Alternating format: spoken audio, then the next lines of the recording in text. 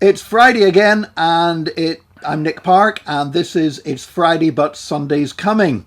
And this is our weekly message from Evangelical Alliance Ireland. And what we're doing another conversation, which is where I get to meet interesting people around the country that are doing something for Jesus and basically talk to them. And I often in these conversations, I think, man, more people need to hear this. And so that's why we've got the camera running as well. So, Liam, let's forget about the camera now. Okay, hello, and goodbye. Liam, by the way, is much more used to cameras than I am, as you'll soon find out. No, well, I'm used to being behind the camera. On the other side of it, not in front of it, yeah. But this is Liam McGrath. You're a filmmaker, you're a passionate believer, serving the Lord in a new church, and you're also a chaplain, a sports chaplain as well. Yes. Yeah. So first of all, Liam, just tell us a little bit about yourself and how you came to faith in Christ. Okay, so in terms of the filmmaking, this year 30 years I've been making. That's been my full living, making documentaries, and I suppose when I look back on it, the first kind of 10 years of being a filmmaker, I was very successful very young. Films were going all over the world, and when I look back on it, really a huge amount of my identity was tied up in being a filmmaker. That's who I was. I found it very hard to see the difference between what I was making and who I am, and all of it. I was not a believer.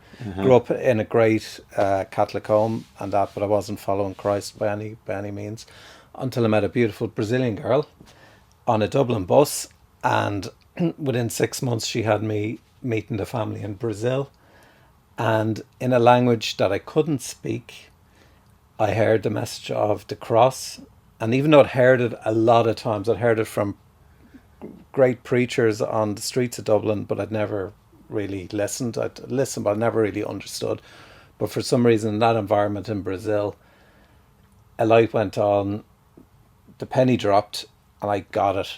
I got what it was about Jesus going to the cross. I just had never had before. I was striving to be good, to do the right thing, But actually, that message of grace and what that was all about, it was like, wow, okay, it was like a light bulb moment, and it transformed my life. That's 24 years ago.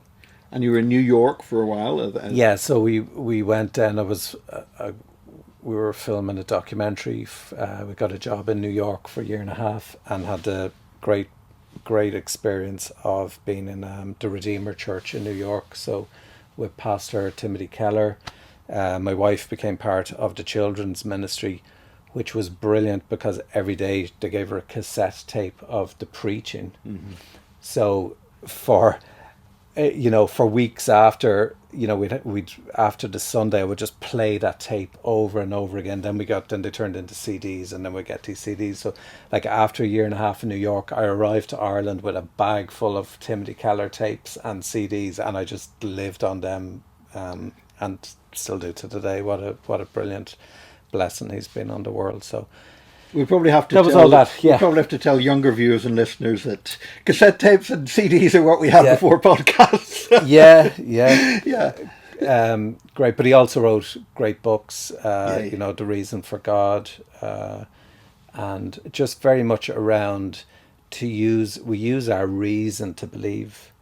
I suppose I was always worried around this thing, people think I'm crazy and I lose all integrity as a filmmaker, because I kind of go, he's lost it, he believes in this kind of fairy tale thing, So I think it was really good to be able to dig in deep and really, even though I'd given my life to Christ, I got it in that moment. My heart was changed, my mind was changed, but it gave me a whole lot more to actually understand how I wrestle with all of this stuff, and kind of come out really having a firmer grip on why I believe, which actually motivated me more in terms of to be freedom to trust, if that makes sense. I don't know, that's just been my way of doing it. And you're involved with St. Mark's North, meeting in the City North Hotel? So part of a new plant in St. Mark's North. We're at the moment, we're just meeting every second Sunday there, but we're hoping by maybe October, I'm hoping we'll be moving to every Sunday. So that's great. There's great things happening.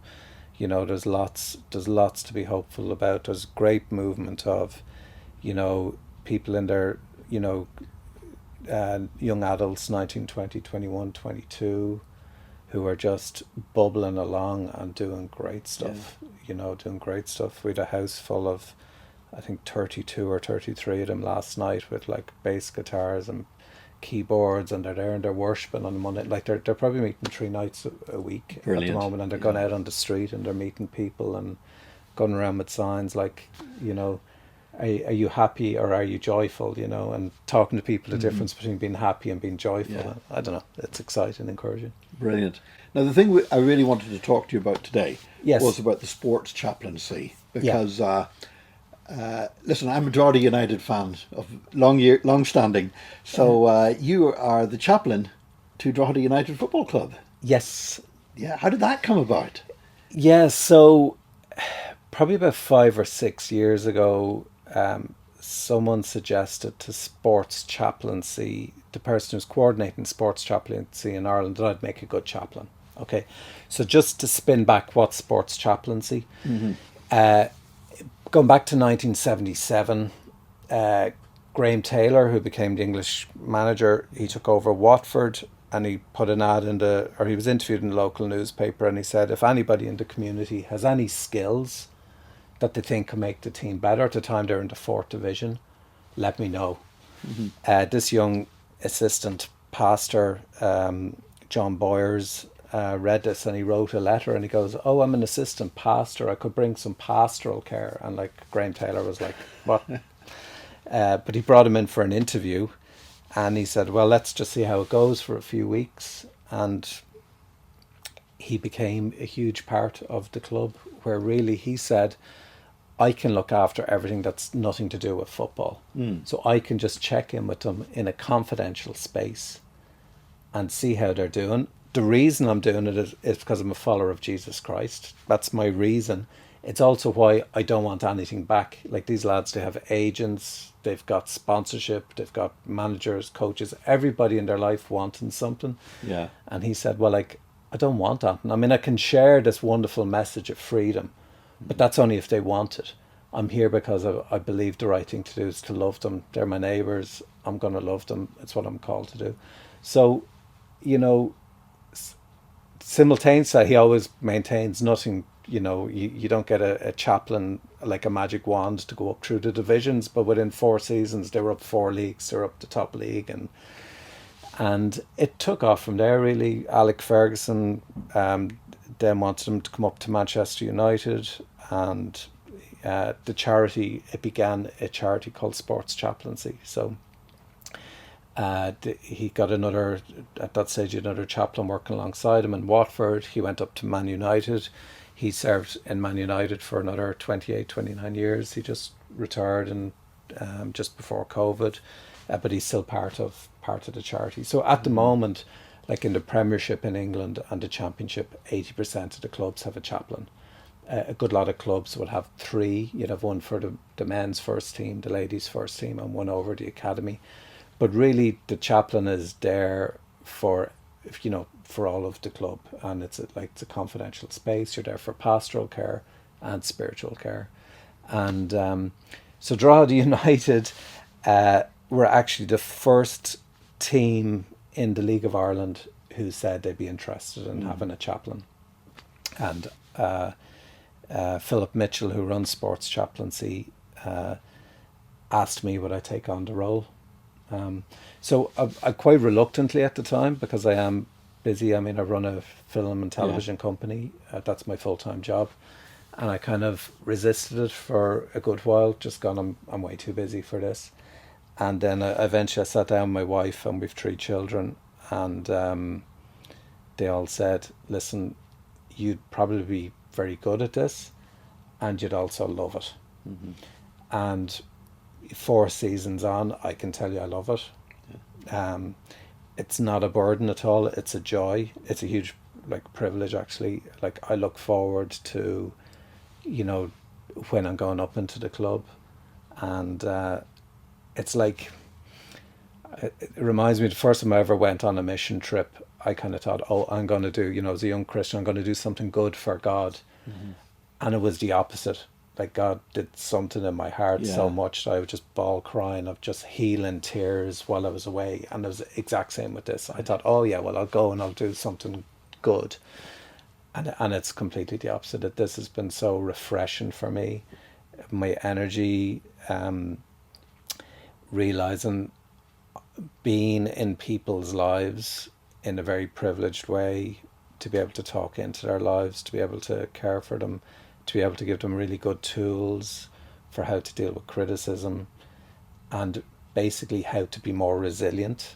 So there's very, very good tools. Sports Chaplaincy have done a lot of research with the Mental Health Foundation in the UK, and they've spoken to thousands of athletes about elite athletes, how can we support you? And there's really good tools came out of that.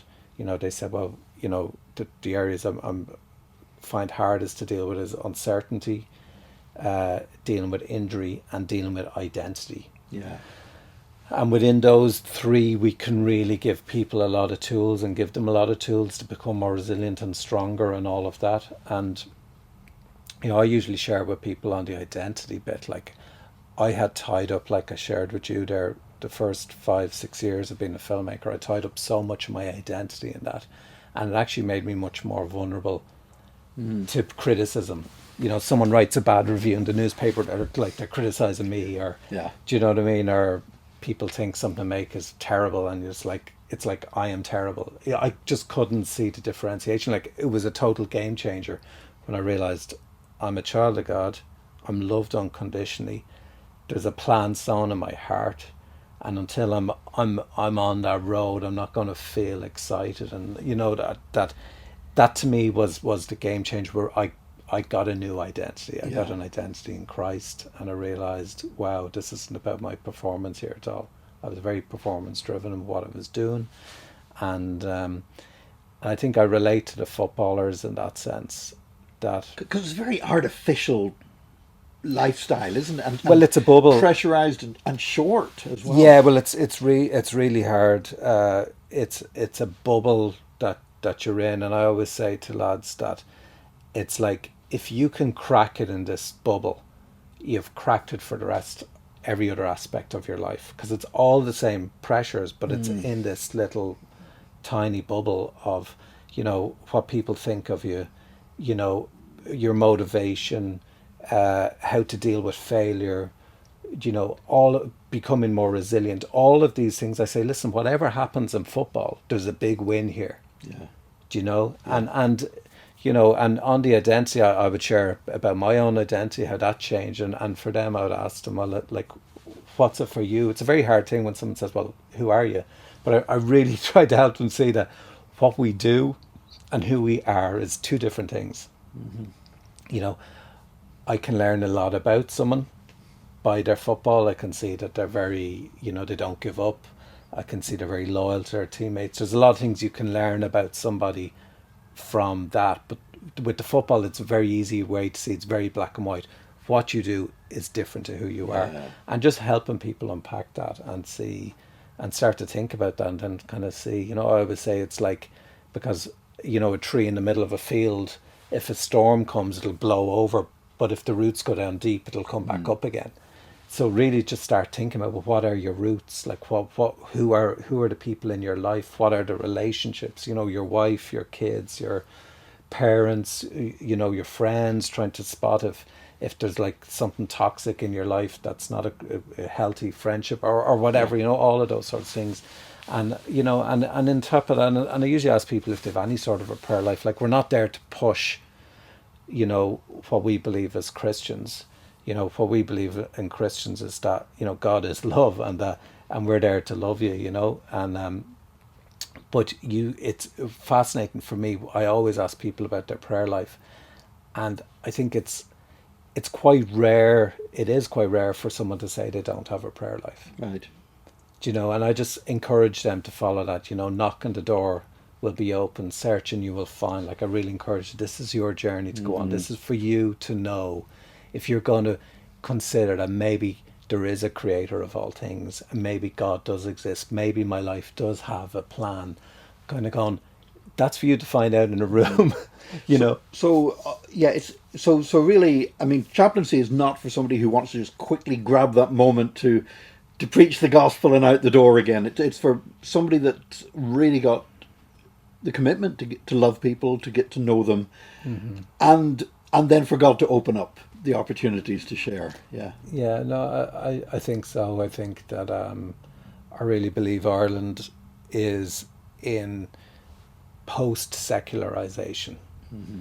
It's I think since COVID, a lot of people have spat out the secularist, materialistic thing, even if they hadn't thought about it.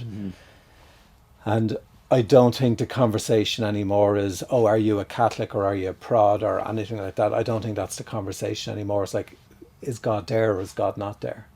And I really think as believers, there's a real need for us to show the love of God, that a pastor, or in the past a priest, no longer has that instant respect of that must be a good guy.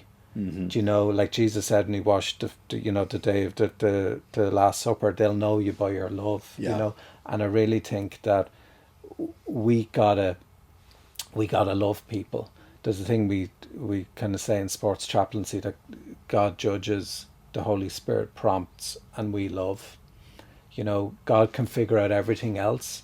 We can share how the gospel message has impacted our lives, and but there's a real need to love. And I came to Christ because I saw the love of the people in Brazil. I saw they could have a good bit of fun.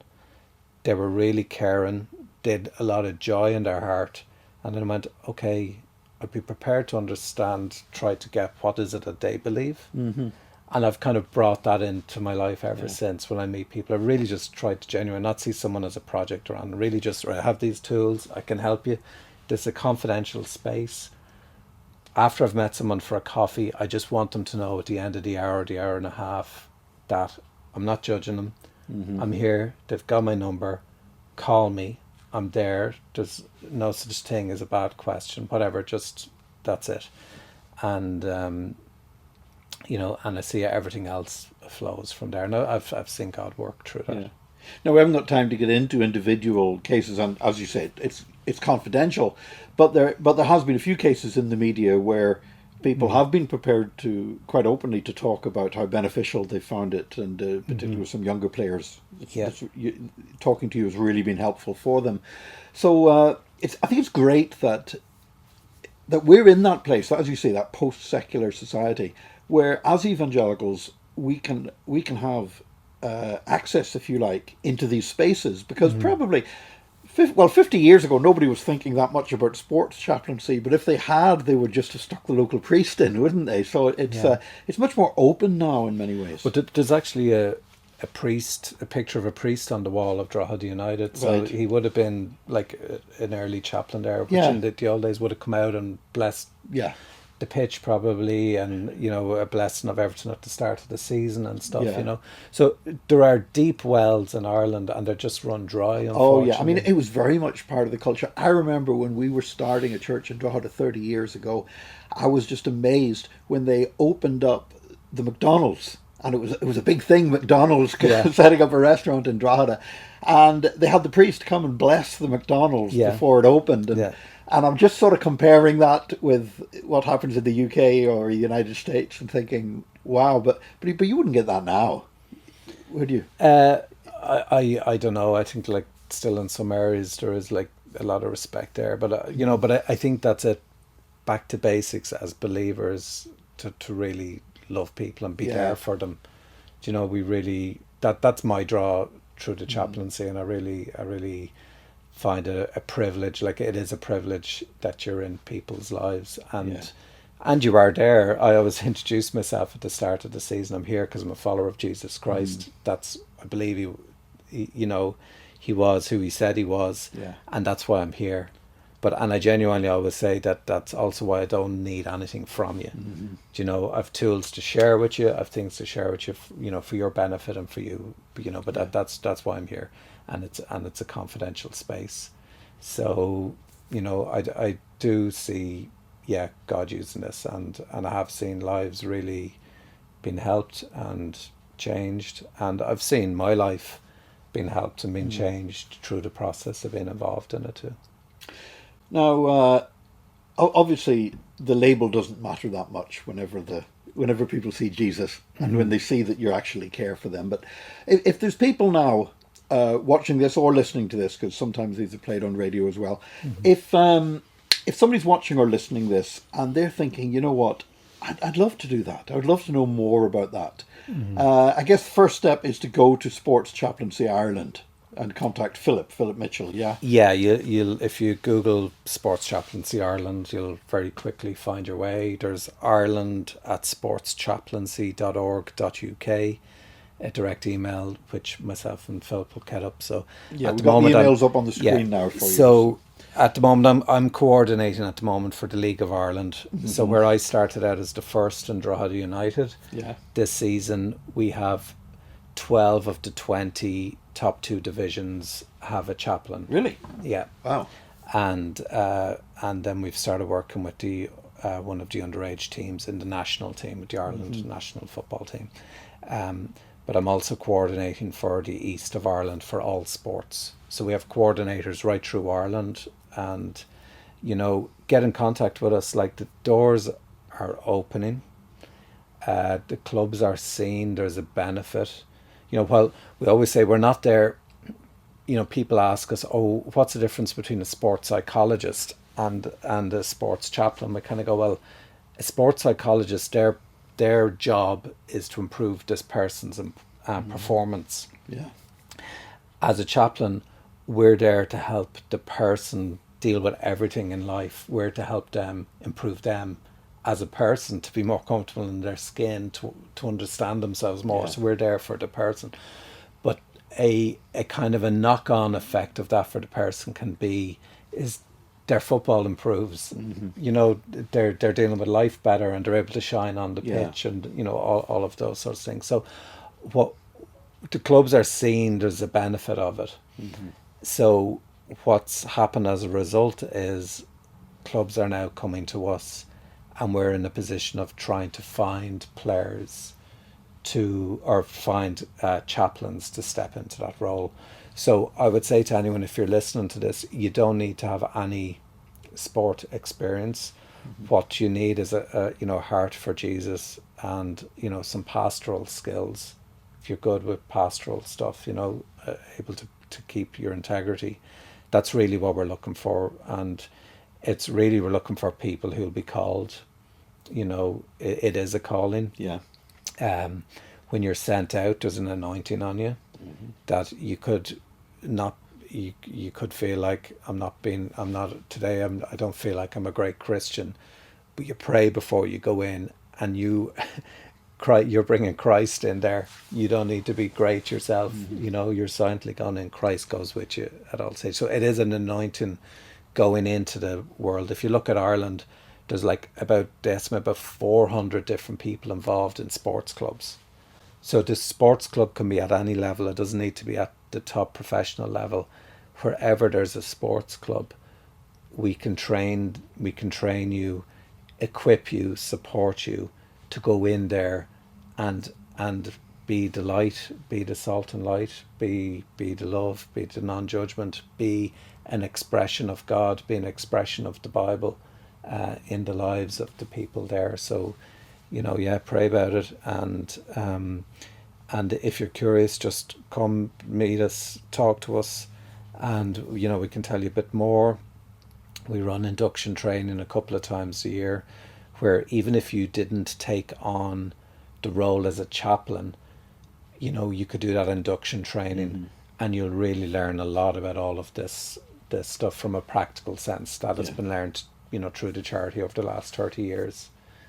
So I'd recommend that. That's what I did initially, and even if I hadn't taken on the chaplaincy role, what I learned on that, understanding my own identity, understanding more about why might I do something, how might God work, and all of these things, it's beneficial whether you took on the chaplaincy role.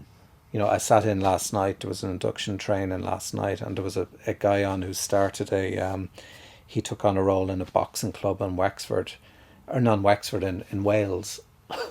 And he'd taken over the local Baptist church, and it went from 8 parishioners to like 150 over 4 years.